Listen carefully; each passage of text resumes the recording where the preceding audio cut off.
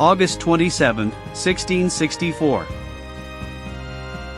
For British warships, packing 120 cannons, sit in the grey waters of Gravesend Bay. On the stone ramparts of Fort Amsterdam, Peter Stuyvesant stands with a burning match hovering inches from the powder magazine. He is ready to blow the colony to kingdom come before he surrenders it to the English. In our history, his citizens begged him to stand down.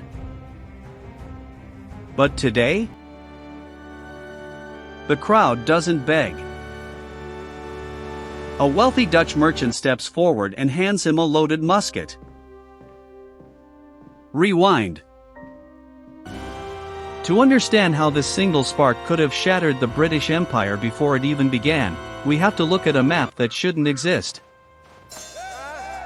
In 1609, the English explorer Henry Hudson, sailing under a Dutch flag, mapped a massive, deep-water river. What he found was the perfect geographic wedge. The Dutch quickly claimed it, naming it New Netherland. It stretched over 150 miles, right between the English colonies in Virginia and New England.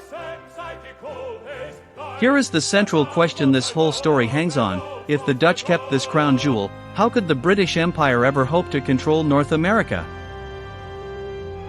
If you had to choose, would you rather live in a highly restricted, puritanical English colony, or a chaotic, money-obsessed Dutch trading hub?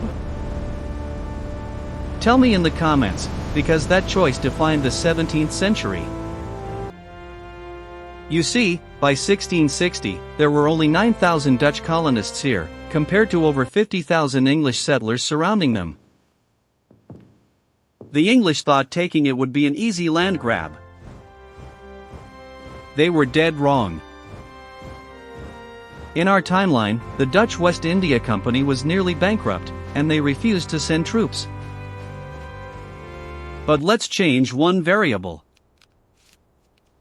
In 1654, the First Anglo-Dutch War ends with a decisive Dutch naval victory in the North Sea. The States General in The Hague realizes that New Amsterdam is not just a fur trading outpost, it is the strategic throat of the entire Atlantic trade. They invest 500,000 guilders into the colony's defenses.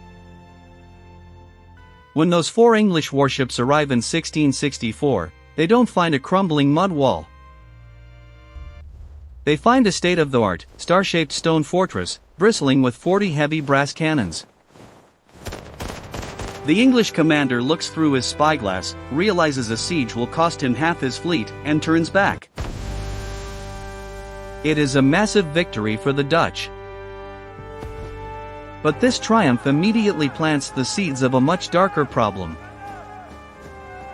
By holding the Hudson River, the Dutch have blocked English expansion.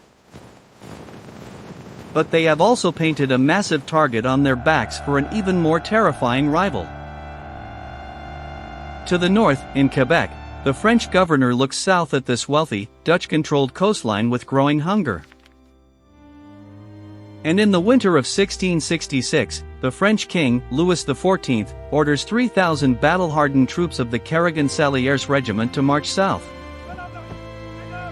The Dutch have secured the sea. But a winter of blood is marching toward them through the dark, frozen woods. The French soldiers marching south in the brutal winter of 1666 think they are about to claim an easy prize. Under the command of the governor of New France, 3,000 battle-hardened troops tread through snowdrifts 3 feet deep, their muskets frozen, their rations running dangerously low. They expect a scattered, defenseless Dutch colony. But the French forgot one crucial detail. The Dutch didn't just spend their 500,000 guilders on stone walls in New Amsterdam. They spent it on diplomacy. For decades, Dutch merchants had been quietly trading with the Mohawk nation, defying official laws to supply them with over 5,000 high-quality Dutch flintlocks. When the French regiment finally emerges from the tree near Schenectady, they don't find a helpless village. They find themselves staring down the barrels of their own worst nightmare. The ambush is absolute. The Mohawk warriors, utilizing Dutch gunpowder, decimate the French advance. Out of those 3,000 proud French soldiers, barely 1,500 survived the retreat back to Montreal. But here is where the story takes a sharp, unexpected turn. By surviving, this Dutch wedge didn't just protect itself, it completely shattered the future map of the world. Think about it. Without New Amsterdam falling to the British, there is no contiguous British territory along the Atlantic. The 13 colonies can never exist. Do you think the English would have eventually swallowed this Dutch enclave anyway, or was a divided North America inevitable?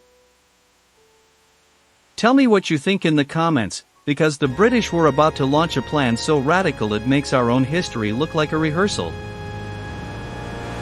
Wait until you see what happens when the year 1688 rolls around, and a single royal marriage threatens to merge the two greatest rivals on Earth into one terrifying superstate. In our timeline, the glorious revolution of 1688 saw the Dutch leader, William of Orange, take the British throne. It was a peaceful invasion. But in this timeline, with New Amsterdam still proudly flying the Dutch flag, the union of the two crowns creates a monstrous commercial beast. Suddenly, the British Royal Navy and the Dutch merchant fleet, representing over 40% of all global shipping, are operating under the exact same command. This is the peak of the Golden Age.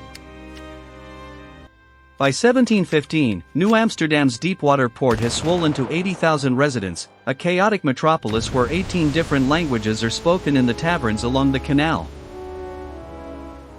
It seems like the ultimate resolution. The Dutch keep their colony, the British get their trade access, and North America is secure. But this golden peace is an illusion. In 1702, William of Orange dies without a direct heir. The fragile union between London and The Hague snaps like dry timber. The British merchants, furious that the Dutch have spent the last 14 years monopolizing the lucrative North American tobacco and fur trades, demand blood.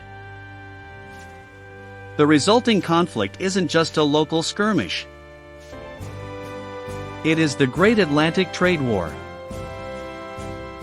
100 warships clash from the Caribbean to the North Sea, but the ultimate prize is the city on the Hudson. And this time, the British aren't sending 4 wooden ships. They are sending 40. Which brings us back to the image that started it all. August 27, 1664. Peter Stuyvesant standing on the ramparts of Fort Amsterdam, a burning match hovering inches from the gunpowder, a wealthy merchant handing him a loaded musket. In our history, we were told this was a moment of hopeless surrender. But now we see the truth of what that moment actually was. It wasn't a suicidal last stand. The merchant didn't hand Stuyvesant that musket to start a massacre. He handed it to him to fire a single, deafening warning shot directly across the bow of the English flagship. That single shot didn't start a war, it forced a negotiation. It bought the Dutch the critical 48 hours they needed for their main fleet to arrive and trap the English in the bay. Because of that warning shot, the United States was never born. Instead, modern North America is a patchwork of empires. To the south, a agrarian British Republic. To the north, a French-speaking powerhouse. And in the middle, occupying the richest real estate on Earth, sits the sovereign Republic of New Netherland. Today, the global language of finance isn't English. It's Dutch. And the world's most powerful stock exchange doesn't sit on a street named after a long-demolished English wall, but on the bustling, canal-lined boulevard of De Heer Straat. But what if the Dutch victory on the Hudson didn't just stop the British, but also triggered a massive, forgotten gold rush in the icy wilderness of Canada?